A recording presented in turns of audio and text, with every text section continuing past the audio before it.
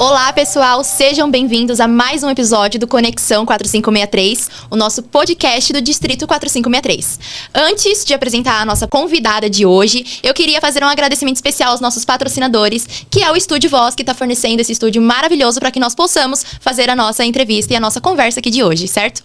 Bom, antes de apresentar, eu quero falar um pouquinho sobre o tema, né, o tópico do nosso podcast de hoje, que é que nós entramos no Julho Verde, né, que é um mês de conscientização de doenças da parte de cabeça e pescoço, e entre outros temas e tópicos que nós vamos conversar aqui durante o nosso podcast. E eu não poderia trazer alguém melhor do que a nossa convidada de hoje, doutora Simone, para falar sobre isso. Seja bem-vinda, Simone. Obrigada pelo convite, é uma honra estar aqui com vocês e também uma oportunidade ímpar para a gente divulgar um pouquinho, né, sobre a nossa especialidade, o que a gente faz e sobre as doenças, né, que são muito prevalentes na nossa comunidade e que são doenças potencialmente graves, né. Então é um mês que pra gente tem todo um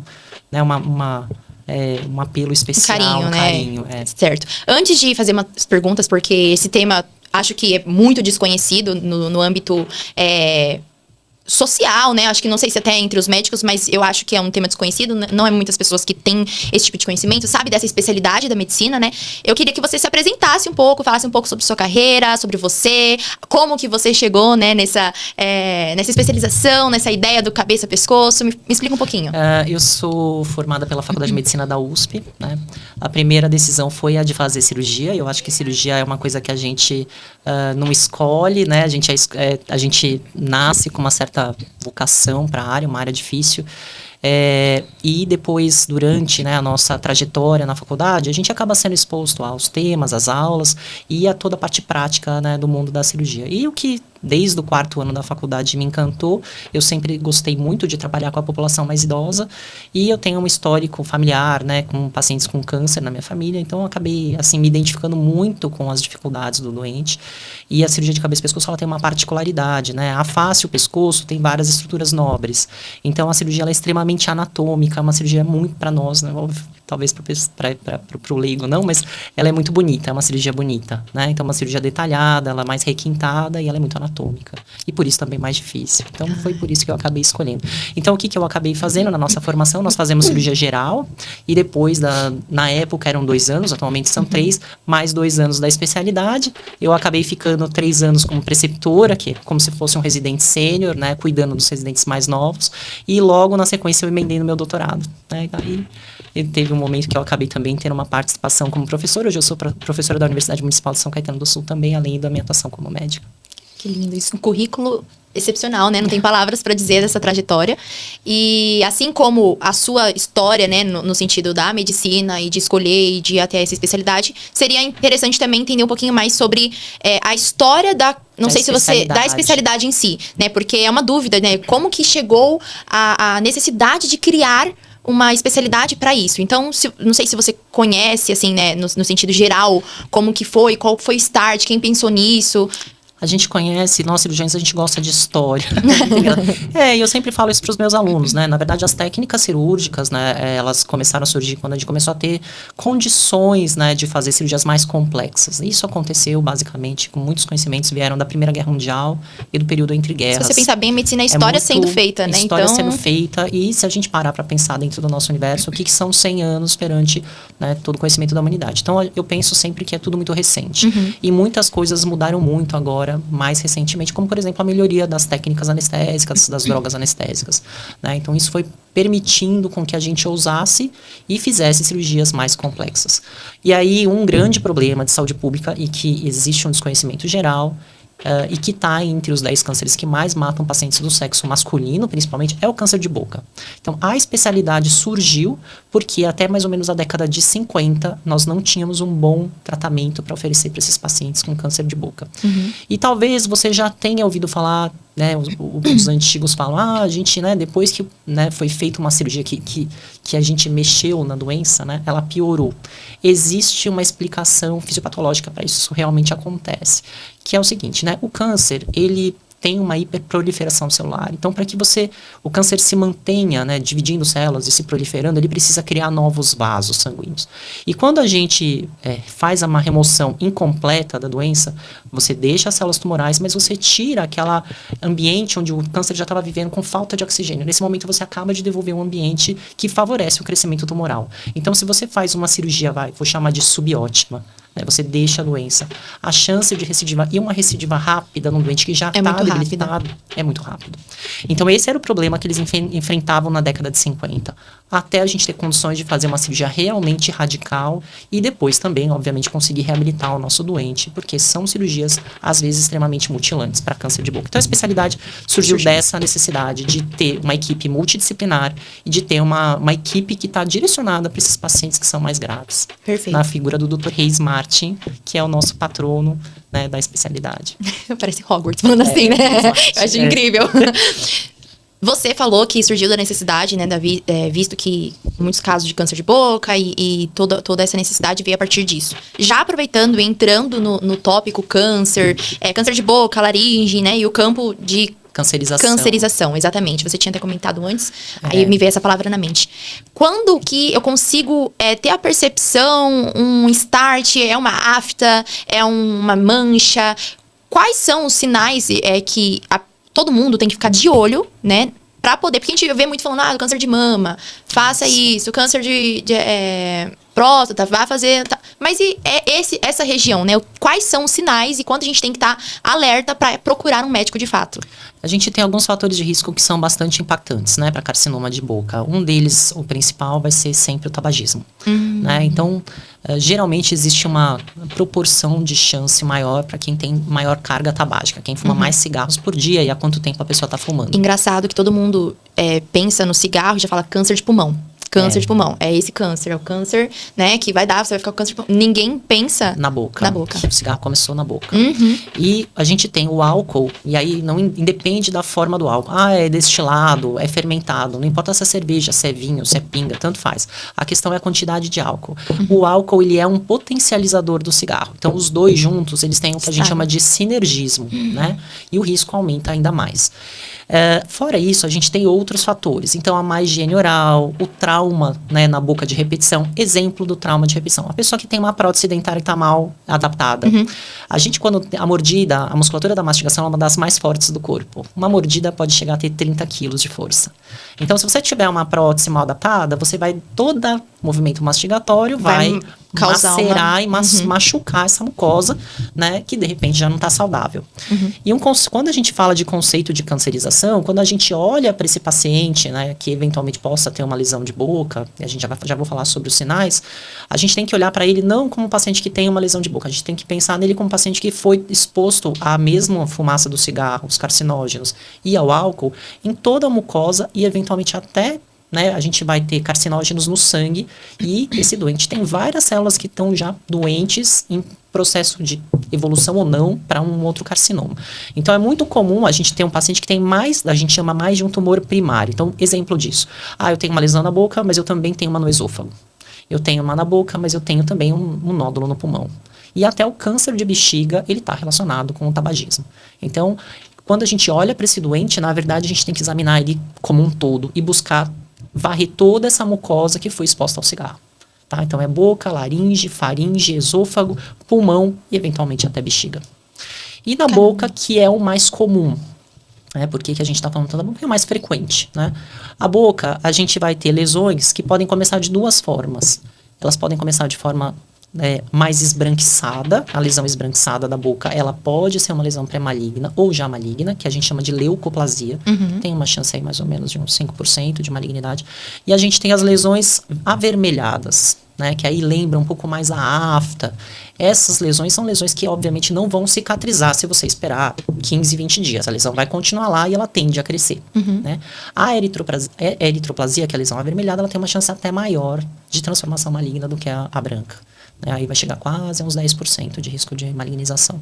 Então, o dentista, ele é a nossa primeira porta de entrada. Ele é o profissional que todo mundo vai procurar. Exato. Primeiro dentista. Isso. E eles têm uma capacitação, eles têm a parte toda de semiologia, de diagnóstico diferencial. Para fazer o encaminhamento correto. Inclusive a biópsia. O dentista pode já fazer a biópsia e o doente chega pra gente já com o diagnóstico. Que legal. Esse é o ideal. Muito bom. Você falou sobre a questão da boca, né, dessa região principal, que é a porta de entrada, que por questão de atrito, por questão de machucados. Isso. Mas, e por exemplo, nesse período do ano, principalmente, todo mundo com aquela rouquidão, garganta doendo, sem voz. Isso são alguns sinais também, até pro pessoal que fuma muito cigarro, que fica com aquela Então, voz mais... Isso, vamos lá, que a gente...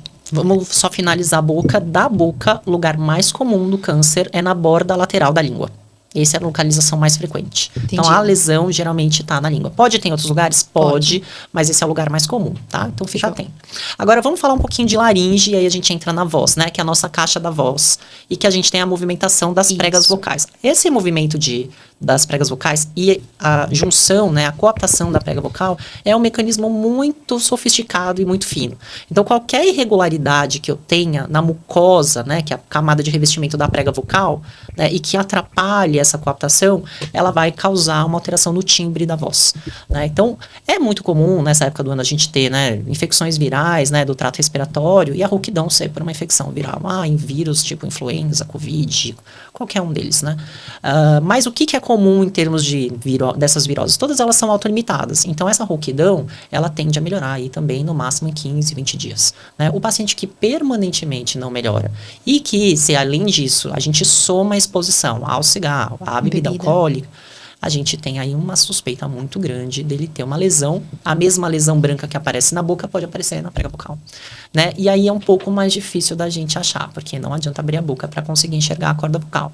A gente faz um exame chamado laringoscopia, que põe uma câmerazinha na garganta, ou nasofibrolaringoscopia, que vai pelo nariz, que é uma fibrinha fininha, que ela é flexível, para a gente poder enxergar a laringe e ver se tem lesão ou não.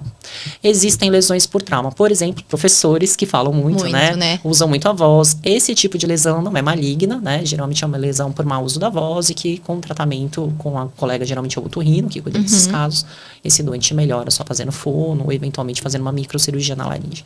Mas os pacientes de maior risco, e aí a laringe tem muita relação com a carga tabágica. Então, geralmente, a gente vê que é aquele doente que vai fumar 2 maços de cigarro por dia. Né? Então, é um tabagista. O perfil mais clássico é um tabagista pesado.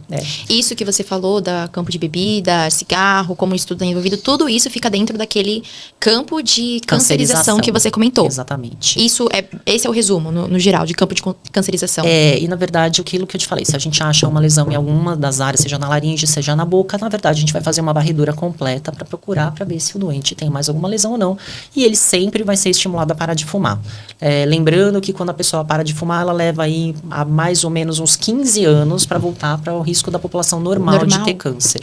Mas como a gente sabe que a mucosa aquela parte da mucosa que está um pouco alterada, mas ainda não foi para uma alteração que, né, transforme para câncer. A ideia é que elas parem de progredir, né, estabilizem e a gente não tenha outros futuros cânceres. Porque esse doente ele vai ficar com a gente em observação basicamente pro resto da vida. Bom, acho que se não foi suficiente, essa é uma baita de uma conscientização. Não fume e não beba de preferência. Acho que... só um parênteses, que vale a pena. Antigamente a gente falava que tomar uma taça de vinho por dia era bom. Não sei se vocês lembram, os mais velhos vão lembrar. Porque tinha uma ideia de fazer uma proteção cardíaca. Hoje a gente sabe que não existe dose de álcool segura. Qualquer dose de álcool aumenta o risco para câncer, tá? Então essa recomendação da taça de vinho por dia acabou caindo. Caramba. Obviamente é muito mais complexo, né? Obviamente agora vai ter gente que vai viver bem, né? Tem a parte toda do mecanismo imunológico envolvido com câncer, cada vez mais a gente entende isso. Mas a verdade é que a gente não sabe quem, né, vai estar seguro ou não. Exatamente. É isso. Bom, falamos sobre toda esta parte do campo de cancerização, né, da questão da entrada, de tudo que pode ocasionar num câncer. Vamos passar agora para falar um pouquinho sobre o câncer de garganta e HPV. Porque existe toda essa concentração de HPV, as meninas, HPV, colo do útero. Vamos entrar nesse tópico. É assim que funciona? Esse é um tópico difícil, então acho que vale a pena, e é uma coisa que é bem desconhecida para a população em geral, às vezes até para a população médica. Então vamos falar primeiro o que é a garganta, né? Quando a gente está falando de garganta, o nome técnico é orofaringe. Isso. Orofaringe, na verdade, vai englobar principalmente, pensando no câncer, nas amígdalas. E na parte posterior da língua, aquela parte lá no fundo da garganta, né? Que a gente chama tecnicamente de base de língua, é lá atrás, o terço posterior da língua, né? Essa é uma região de difícil avaliação. Primeiro pela localização, que é mais lá no fundo, e é uma parte que tem uma parte grande de tecido linfóide, que faz parte da defesa da gente, do organismo, né? Contra vírus, bactérias, amidalites, né? Que é o que a gente tem muitos casos aí, né? Durante a infância toda.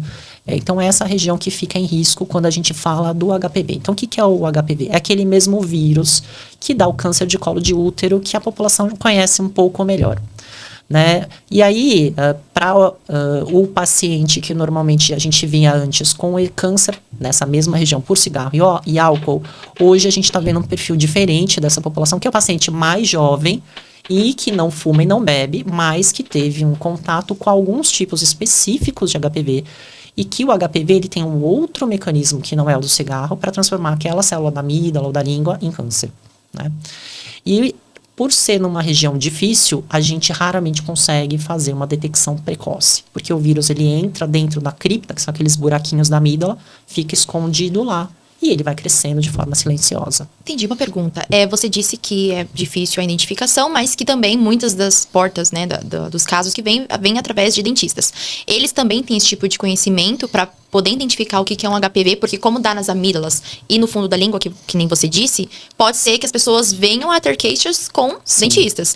E aí eles já identificando, conseguem identificar e fazer esse mesmo encaminhamento do que os outros por tabagismo, por exemplo? Sim, eles conseguem, mas às vezes a gente, mesmo quem tem um olhar treinado, não consegue ver a alteração na amígdala, né? Então é muito comum para câncer de orofaringe, em geral, seja por cigarro, seja por HPV, o doente já chegar para a gente com a metástase no pescoço, né? O vírus, né, propiciou, por exemplo, um tumor lá na amígdala, vamos supor, amígdala direita, né?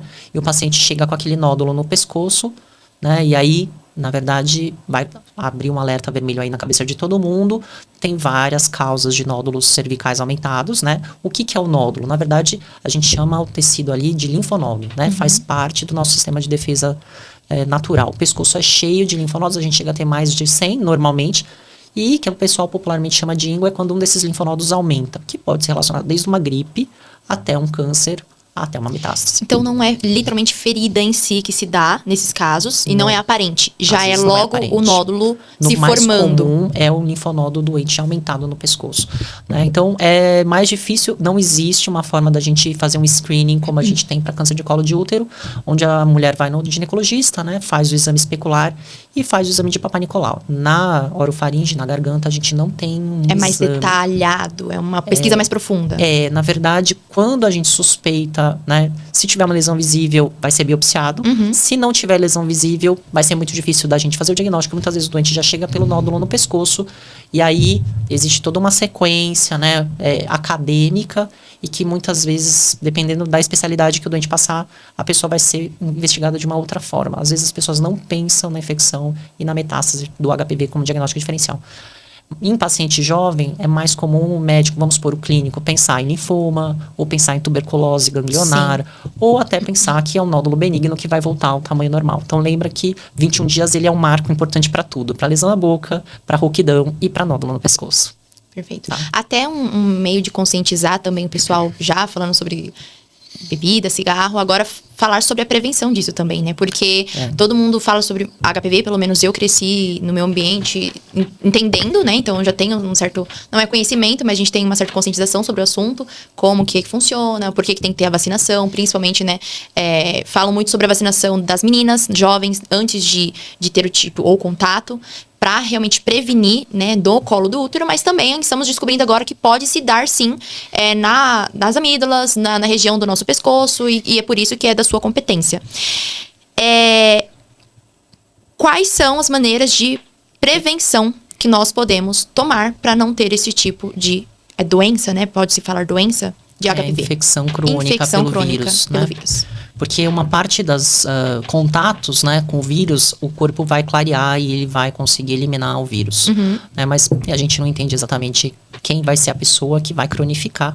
E essa cronificação é que vai propiciar a formação do câncer. Né? Como a gente não tem programa de screening, mais importante de tudo é a gente investir em prevenção. Exato. E a prevenção pra gente é a vacinação. Idealmente, a vacinação tem que ser feita antes de que a criança tenha tido contato com o vírus. né? Então, é por isso que existe o programa. Hoje está na carteira vacinal, já desde 2014. Inicialmente foram protegidas só as meninas, pensando muito no câncer de colo de útero, e alguns anos depois os meninos também foram incluídos, né? E a gente sabe não só que a gente está protegendo a pessoa que está vacinada, mas quando você começa a diminuir a infecção crônica, você de tabela protege as outras pessoas que não estão vacinadas, né? Então você acaba protegendo a população toda quando você vacina, né? E aí a gente está pensando em 3 tipos de câncer: colo de útero, orofaringe e o câncer de canal anal. Todas as mucosas, né? É uma doença sexualmente transmissível. Todas as doenças aí onde você teve o contato da mucosa ou da pele com o HPV, né? Você pode ter uma infecção que cronifica, né? A gente, de novo, é a mesma coisa. Pode ser que eu nunca tenha nada? Pode, né? Mas você não sabe se você está entre aqueles que nunca vão ter nada ou daqueles que vão ficar doentes. Então você está arriscando, exatamente. Né? E a vacina que a gente tem na Unidade Básica de Saúde, ela é uma vacina excelente, que é a Gardasil, que é quadrivalente. Ela vai proteger contra os 2 principais sorotipos de vírus mais agressivos para câncer e mais 2 que dão os condilomas, que são aquelas verrugas, né? Mas a gente hoje também tem no mercado uma versão mais completa com 9 sorotipos, né? A 9ª valente, mas a gente ainda não tem essa distribuição gratuita.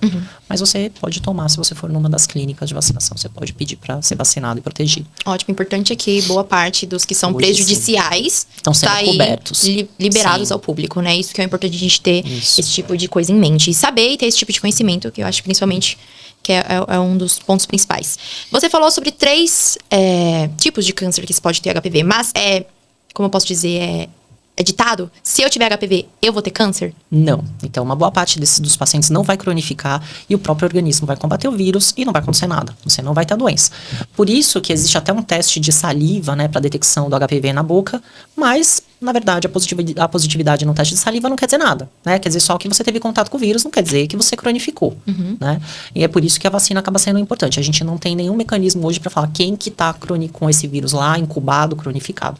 Não tem um método ainda seguro para a gente usar, a não ser a gente realmente prevenir e vacinar o doente. Depois, infelizmente, a gente tende a fazer um diagnóstico só quando o doente já tem uma doença mais avançada. Perfeito. Falamos sobre a questão da prevenção, de como a vacinação é importante, como foi feita, principalmente nas meninas, né? Um pouquinho mais atrás e ainda continua a ser feito, mas que os meninos começaram a partir de um certo momento. Isso. Homens adultos que não se vacinaram, não tiveram esse tipo de acompanhamento desde a infância, eles podem se vacinar? Podem ir no posto, ir atrás? O posto, na nossa política pública, a vacina não vai ser coberta, né? A gente tem um intervalo aí, se não me falha a memória, dos 11 aos 13 anos, em que a vacina é dada, dose única.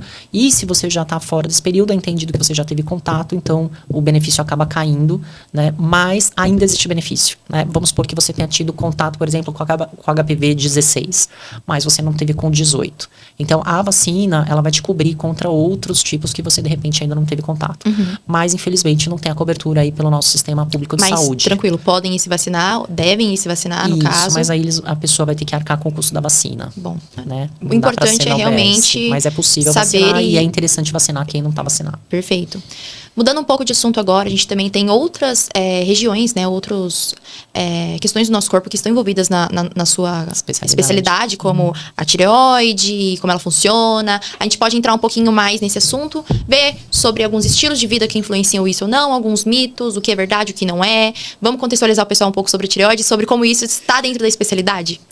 Então, somos nós que fazemos a parte toda do tratamento cirúrgico, né, dos cânceres de tireoide, não só dos cânceres, de algumas alterações benignas e daquele aumento que a gente chama de bócio, né? Que às vezes o pessoal de forma mais leiga chama de papo, né? Enfim, a gente tem ainda pacientes que têm tireoides de tamanho bastante aumentados. Então, a gente faz toda a parte cirúrgica das doenças da glândula tireoide, não só da parte maligna. Mas pensando em câncer de tireoide, a gente hoje tem o câncer de tireoide entre os 10 cânceres mais frequentes na mulher. Não está longe de ser dos cânceres que mais matam, porque ele é uma doença geralmente indolente, né, de evolução muito lenta e com excelentes chances de cura. E a gente tem também um aumento crescente dessa doença, né, de forma até exponencial, muito provavelmente, né, uma boa parte dos casos, porque a gente hoje tem um acesso muito grande, tanto ao exame de ultrassom, que é feito quase que de rotina, quanto com os exames de citologia, que é aquela punção aspirativa por agulha fina. Hoje isso está fácil da gente fazer, a população tem acesso. Então, a gente tem um aumento importante dos casos, porque a gente tem mais diagnósticos, não necessariamente a gente tem casos mais graves. Entendi. Muita gente fala, pelo menos eu já ouvi falar bastante, que a questão do estresse, da rotina, tudo aquilo pode influenciar na sua tireoide e você pode acabar ocasionando um câncer ou não. Isso é mito? Isso é verdade? Como que isso está relacionado no quesito médico, né? Na medicina? De uma forma em geral, a gente tem que entender o câncer, qualquer câncer que a gente tenha, né, como uma doença multifatorial, né? O mais comum é que você tenha uma predisposição individual, mas que você tenha fatores externos, que nem a gente falou de tabagismo, né, para câncer de boca, ou HPV, para orofaringe, a gente vai ter fatores externos para o câncer de tireoide, né, e combinados aí com eventualmente, seu estilo de vida. Então, o que a gente sabe para câncer de tireoide? Que com certeza a radiação ionizante, o que é a radiação ionizante? É uma radiação que tem capacidade de quebrar o nosso DNA. Então, são radiações ionizantes, aquela radioterapia para câncer, né? A gente tem uma exposição, por exemplo, a raio-x e a exame de tomografia. Caramba! E aqueles acidentes que a gente teve, como, né, o acidente em Chernobyl, da indústria da usina nuclear, né, as bombas, né, na Segunda Guerra Mundial, Hiroshima e Nagasaki, e a indústria nuclear em Fukushima, né? Então a gente teve alguns, aqui no Brasil a gente teve o Césio. Que até virou seriado. Não, de Goiânia. Goiânia, perdão. Né? Então, os produtos aí com radiação ionizante, eles vão com certeza aumentar a chance de câncer de tireoide. Quem acompanhou Fukushima viu que, como o Japão já tinha passado por Hiroshima e Nagasaki, o que foi feito na época? Eles deram iodo para a população. O iodo, ele é protetivo, porque a célula tireoidiana, ela usa o iodo para fazer o hormônio tireoidiano. Então, se você satura a tireoide com iodo, ela vai deixar de usar o iodo radioativo que está ali no ambiente. Né? Então, é protetivo para acidentes nucleares. Né? Mas no nosso dia a dia, a gente está muito exposto quando a gente faz, por exemplo, exames em excesso. Né? A outra coisa que a gente sabe é que existem alguns pacientes que têm doenças familiares, né, genéticas. E, por fim, o que a gente tem de mais recente, com certeza, a gente sabe hoje que é um fator de risco, é toda a parte de obesidade e síndrome metabólica, né? Obesidade e sobrepeso, e basicamente o processo em que essa obesidade causa um aumento da resistência periférica à insulina, a estetose hepática, né? A gente vai ter aí um organismo mais inflamado, e essa inflamação crônica, ela predispõe a vários tipos de câncer, inclusive o da tireoide. Perfeito. Eu, por exemplo, estou sentindo aqui, vi um nódulo na tireoide. É câncer? Ou existe algum outro tipo de fator ou coisa que pode acabar sendo e não necessariamente um câncer em si? Não necessariamente é um câncer, né? Hoje a gente tem diretrizes bem específicas de como investigar. Então, a primeira coisa que você vai precisar fazer, se você tiver um nódulo visível ou palpável, é fazer uma medida da sua produção hormonal, né? De acordo com a produção hormonal, aí vai ser escolhido o próximo exame. Geralmente vai ser um ultrassom. Né? E aí, dependendo, né, se houver algum risco na imagem do ultrassom maior de malignidade, a gente vai acabar indicando a citologia, que é esse exame que a gente tira algumas células, é um exame com agulha fina, guiado por um ultrassom, e aí essas células vão ser analisadas, e aí a gente vai ter um parecer um pouco mais concreto sobre a sua chance de ter câncer ou não. Perfeito. Hoje na internet a gente vê muito essa questão da cura natural, de você pode evitar, não precisa de medicina, não precisa de... Tem algumas pessoas que ainda vão por esse lado, questão de suco detox, de tomar N coisas na tentativa de, né, mascarar a necessidade de uma medicina de farmácia ou algo do tipo. Como nós podemos falar isso da melhor maneira possível para conscientizar o pessoal? Eu acho que um jeito bom de pensar sobre isso realmente, assim, não invalidando essas terapêuticas e, assim, suplementos, né, nutricionais, que eu acho que são super importantes, mas uma coisa é a gente pensar numa fase de prevenção. Eu quero melhorar meu estilo de vida, eu vou comer melhor, eu vou tomar vitamina D. Isso já é uma prevenção na tireoide? Já. Para todos os cânceres, né? Eu vou praticar atividade física, eu vou ter o meu controle de peso. Numa fase em que as suas células não estão doentes ainda. Quando a gente tem um câncer clinicamente detectável, a gente já tem um número absurdamente alto de células cancerígenas. Né? Que seja um câncer de 1 centímetro, a gente já tem um número. Pensa que são muitas e muitas e muitas células. Para que ele se torne palpável ou visível. Então, nessa fase, vai ser muito difícil o seu sistema imunológico, né, conseguir erradicar essa doença. A segunda coisa importante que a gente tem que entender é que uma boa parte dos cânceres, eles produzem substâncias que inativam o nosso sistema imunológico. Então a gente vai tomar, por exemplo, sei lá, vamos pegar uma coisa bem inócua, assim, ômega 3. que é super bom para o sistema imunológico. Eu vou tomar ômega 3 e aí eu vou reativar meu sistema imunológico. Infelizmente, o ômega 3 não é suficiente para isso, né? Porque o câncer, ele é tão traiçoeiro, essa é a palavra, que ele não só vai inativar o seu sistema imunológico ali na região do câncer, como às vezes ele consegue inativar até das células que estão saindo da medula, produtoras aí, né? A medula, porque é produtora das células brancas de defesa. Lá na origem, dentro da medula, ele consegue inativar ou atrapalhar o seu mecanismo imunológico. Então, se a gente pensar em termos daquilo que a gente tem de mais moderno hoje, a gente tem drogas hoje que vão estimular algumas moléculas específicas aí e que vão religar o nosso sistema imunológico. Mas é uma droga, é um alvo molecular novo, é o que a gente tem de mais moderno, que são as imunoterapias. Né? Vai ser praticamente impossível com alguma coisa menos específica que a gente consiga reverter todo esse processo, que já levou inclusive meses ou anos para acontecer, né? Vai ser muito pouco provável que isso aconteça, e a gente aí acaba usando várias estratégias para conseguir combater o câncer. Então, cânceres avançados, eles geralmente inclusive precisam de mais de uma modalidade de tratamento. Exemplo, cirurgia mais químio. Mais químio. Né? Então, infelizmente, eu acho que a gente tem que ter uma postura um pouco mais de humildade no sentido de entender que a sua batalha ali tá ferrenha, né? E que a gente precisa de uma ajuda para ganhar a guerra. Tudo que a gente puder usar a nosso favor, a gente tem que usar. Quer tomar ômega 3, não tem problema, mas não invalida o tratamento. Eu sei que é difícil, e aí tem uma parte que é perder para ganhar, né? E tem sempre uma barganha na conversa com o cirurgião ou com o oncologista, faz parte isso. Bom, já para meio que encaminharmos aqui para o final, é importante a gente recapitular que o importante na prevenção de qualquer tipo de câncer é saúde. Se alimente bem, tenha uma rotina ativa, né? Não seja sedentário. Exatamente. Tenha um acompanhamento, principalmente, faça check-up. Eu acho que isso pode ser uma grande oportunidade de você estar prevendo ali na raiz qualquer tipo de câncer. E também surgiu caroço no pescoço. Procurar algum especialista, né, da área para fazer uma avaliação. É melhor que as pessoas às vezes pequem por excesso do que pela falta, né? Então a gente tem culturas que as pessoas vão pouco ao médico. Homem geralmente vai pouco ao médico. Tem Mulheres esse costume, mais, né? Vai mais. Né? Mas passa, a gente examina, olha, né? E já é um bom indicativo aí de que, né, se tem alguma coisa mais preocupante, se você precisa ser investigado ou não. A questão de linfoma também. Linfoma é uma doença bastante prevalente também e que ela vai acometer, geralmente, né? A gente tem tecido linfático no corpo todo, mas o pescoço, como eu falei, ele é uma área muito rica em termos de tecido de defesa, então é muito comum a gente ver o acometimento do pescoço. De novo, vai ser aquele gânglio, aquela íngua, né? Popularmente chamado de íngua, que aumentou e que não está diminuindo. No começo, a gente normalmente vai pensar em algumas infecções virais parasitárias que a gente tem que descartar. Exemplo, toxoplasmose, citomegalovírus, Epstein-Barr vírus. Passou da fase aguda no máximo até 30 dias, né? Não diminuiu, a gente vai começar a pensar em outro tipo de doença. E aí os linfomas entram com a força total, né? E aí o linfoma em particular, ele é uma das poucas doenças que a gente vai realmente precisar fazer uma biópsia.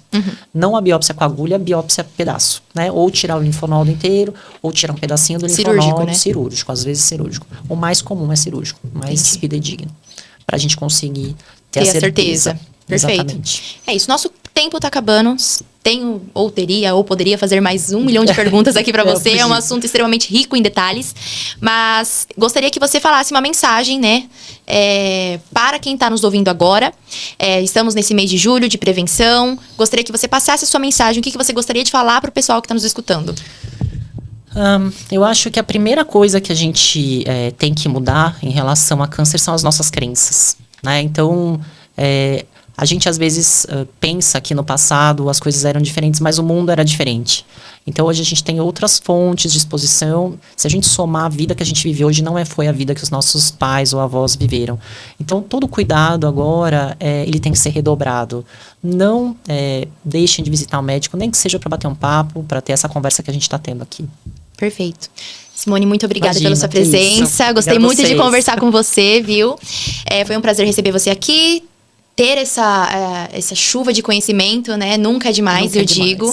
Aprendi muito com você aqui agora. Eu tenho certeza que todos vocês também vão aprender um pouquinho mais. Gostaria de agradecer novamente o Estúdio Voz por ter patrocinado, né? E ter tido a oportunidade de nós fazermos o nosso podcast aqui. Muito obrigada a todos. Siga o Rotary Distrito 4563 nas nossas redes sociais. E nos vemos no próximo episódio. Muito obrigada.